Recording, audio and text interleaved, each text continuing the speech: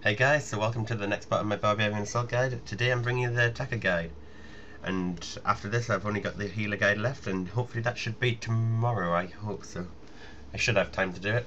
So attacker is probably most people's favourite role, along with collector. That's one of the favourite roles because the most easy, like the simplest roles, and there's a lot less thought goes into them. However, obviously, hopefully this guide makes people better at the other roles, and hopefully more people actually want to do the healer and the defender roles after watching this guide. But the attacker is probably one of the most fun roles because you're in combat, and a lot of players like combat. So the attacker works that you're just switching styles according to what gets called for you, and that's pretty much it. But I'm going to show you a good gear setup because you need each style of weapon, so I'll show you that now. Right, so you want to be an attacker. What gear do you need to wear?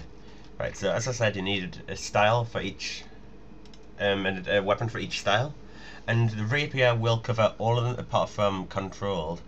As you see, I've got accurate, aggressive, and maneuver aggressive, and then defensive on chaotic rapier. So what you need is a controlled. Obviously, the chaotic longsword has all 4 styles. However, the rapier is a much faster weapon, and these monsters are quite low level. You're going to be smashing them to pieces anyway. You don't want to use a CLS. A rapier is much better. And then for your controlled weapon, instead of using a CLS, a whip. A whip does the perfect job. Controlled is the top right one, and then you got attack and defense. Obviously, you want to stick with just the top right if you're going to be using a rapier with it. So they're the 2 weapons you want to use, and they seem to work well. Obviously, you can also attach a whip vine to this, but I haven't, just for this video. Didn't want to buy one just to show you, but obviously you know how to get a whip vine. All you have to do is buy the item called whip vine in the GE, use it on the whip, and it costs about 3.5 mil. So then you have a increased whip, so you're the 1 in 4 chance that it's on control, you'll be doing a little bit extra damage. Then you also want to have claws, which have all 4 as well. However, they're obviously not a good regular weapon. The first thing you want to do when you go in, the collector will call for you. Then you get your claws on, get to the right style, say it was defensive, and you want to whip out your 2 claw specs straight away. Because they pretty much will one-hit a monster, no matter what wave, if you're about my level. So, the gear itself, if I click on equipment, it's pretty much the same as whatever role you're in. You just want to have offensive gear with defense, and Bandos is going to be the best. Obviously Torva is better, but for the purposes of this video, Bandos is good, or just Barrow's gear. Whatever gear is good for defense, because you don't want the healer to have a tough job healing you all the time. Then obviously helm, I've got a fighter hat on, but one of the reasons you may be doing the Barbarian Assault in the first place is to get one. So a Nessie will just be just as good.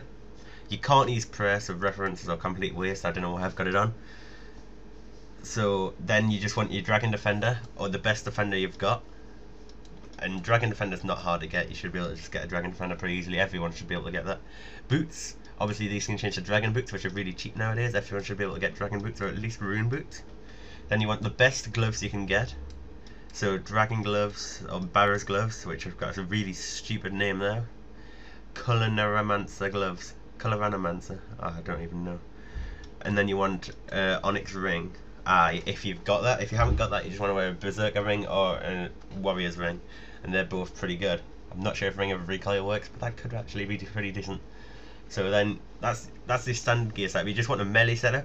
You can range and mage in there, and you get the free supplies. However, it's not worth it because range, it tells you what types of arrows to wear. So it tells you to use iron, myth, steel, or whatever type of arrows.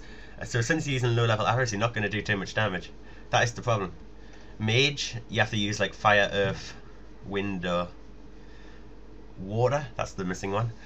So you can do mage, it's not too bad, but melee is much faster. It's got much higher DPS, and I'm not sure. I know with range you can use Zarite, and it doesn't matter what style it uses, it lets you use it as long as you equip the right arrows.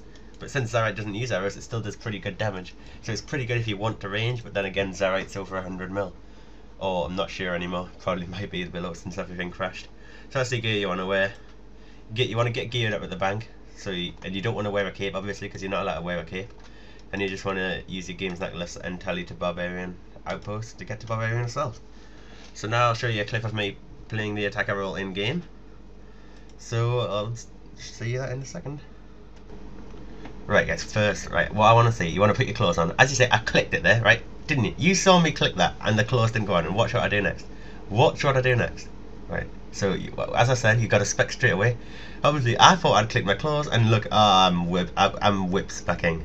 So you want to close spec with the correct style. You see at the top right of the screen, it's the blue egg, and you saw me call straight away from the collector, which is your corresponding player. And it tells you above that what style you want to use. Going back to the gear, I'm using whip and claws because I know a lot of people haven't got collector, haven't got chaotics. This is what you want to use if you haven't got a chaotic, really. This seems to work pretty good. You've got your 3 main attack types on your whip, and then you've got your strength mode on your claws. So you just want to use claws as your regular weapon. It's rare that it's only 1 in 4 that you've got to use your claw as your regular weapon. And since attacker is the fastest rule anyway, it doesn't really make much difference. It's almost always the fastest rule, apart from this wave actually.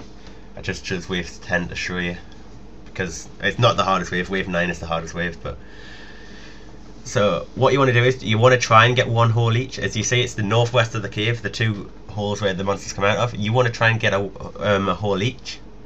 I know in the higher waves there's a lot more monsters and they stop running around because they go for them. And another thing you want to mention, when I came in, you saw me run up the west side of the west cannon. This is where you want to run. If you don't run up there, the healer will get screwed because the penance healers run around. So that's what you want to do. The same as with the collector. So it's as simple as that. You want to keep calling after you're finished, and that's it. Simple as that. So thanks for watching my attacker guide, and I hope it's helped you. I know it's obviously, again, it's not one of the most complex roles, but I hope it's improved your attacking skills and made you an even better attacker. And if you'd like to watch another part of the guide, please click the link on the screen. And now I've only got the healer one left to make, so that might not be on straight away for the link. However, it will be tomorrow, hopefully. So thanks for watching, guys. See you later.